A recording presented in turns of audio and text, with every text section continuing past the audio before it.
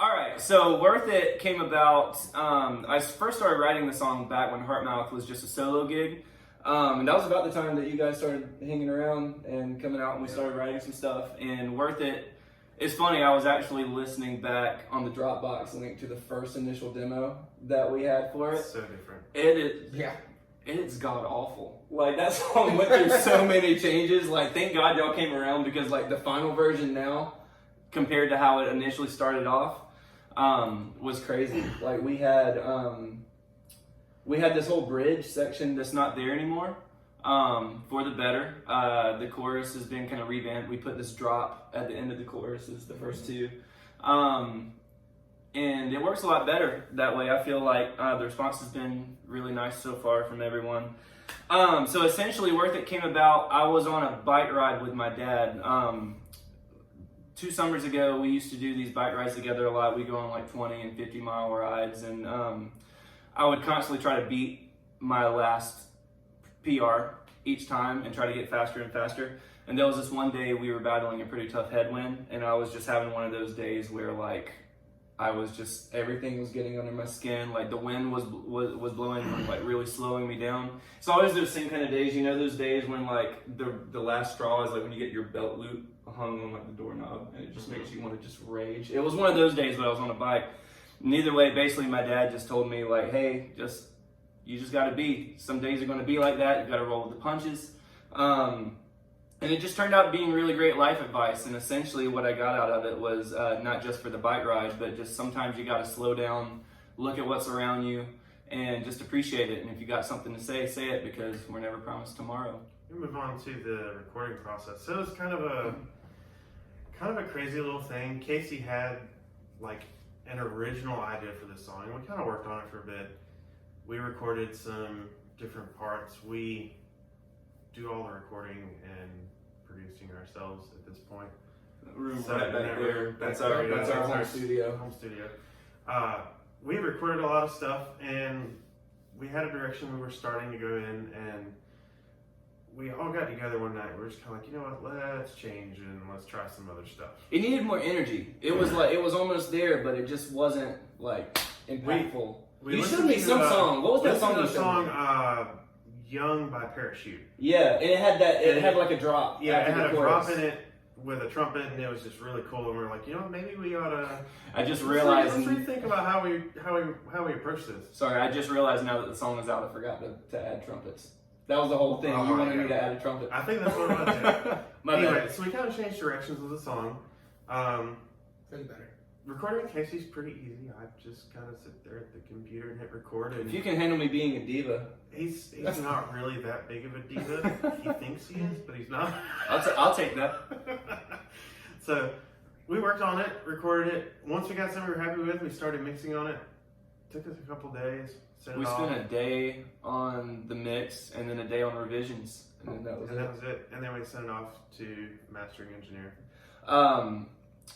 Wes Lauterbach and Zane Fry played a really cool role in doing some of the percussive production. There's some stuff in the choruses especially that just kind of, it's not necessarily in the forefront, but like without it, you really, really miss it. And the song definitely wouldn't be what it is without their involvement too. So really thankful for them. Yeah, that's kind of the recording and the writing process. We start with an idea, we mess around with it, decide if it really tells the story we want it to tell. And if it doesn't, we change it. We're all about making the song the best it can be and not getting hung up on something we think should be in there just because we like it. Oh, yeah. That's the cool, that's the cool thing. And I think we've all been in bands at this point. I know I've told you two this a ton now, but we've all been in bands before where it's just like, people get so hung up on like, hey, we wrote this idea and that means we need to follow through with it. And sometimes at the end of the day, like you just have to call a spade a spade. And sometimes what you write is good and then what you write is horrible. And no one ever writes really well 100% of the time. And one thing I like about this group is like, we just care about the song. Yeah. And if the song is good, it doesn't matter who played what. We all play multiple instruments and do a lot of things. So it's just kind of like whatever the song needs doing, we all just kind of pitch in and do what's needed. And it's kind of fun not having as traditional band roles between us. Yeah, is no all band style, I feel restrictions like. really. It's like, hey, bring something to the table, and if it works, it works. We've got a song dropping. It's going to be our next release. I know this is all about Worth It, but our next release, you're technically like our bass player, but you wrote the whole song. Like the guitar is all him. And yeah, I mean, so it just works like that. I didn't do a dang thing. You did? Like, nothing. I EQ'd some stuff. That's about it. That's all I did. That is some really good EQ. It is good. Yeah, Keyboard thank is you. just You too, though. So yeah, ditto. Yeah.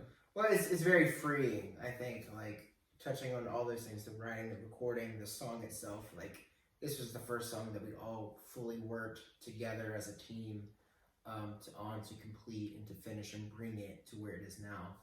And it's just such a freeing experience. Like we all have different influences growing up. We all started coming into music from different points, different directions, whether it be we started as playing drums or playing guitar, bass, or whatever, playing in a choir, playing at church, playing... Were you in a choir? Maybe not. I need to see that. That would be. I could totally see you in a choir. Maybe not. We'll find out. I think we both were at the same. Yes. The same one. I'm trying to allude to that. I kind of forgot about it. Well, like, I was and trying that's to the block thing, that like, part of my starting, life. like, We growing... just don't.